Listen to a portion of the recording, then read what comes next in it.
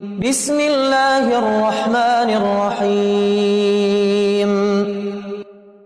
الرحمن علم القرآن خلق الإنسان علمه البيان الشمس والقمر بحسبان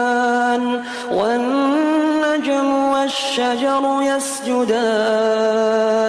والسماء رفعها ووضع الميزان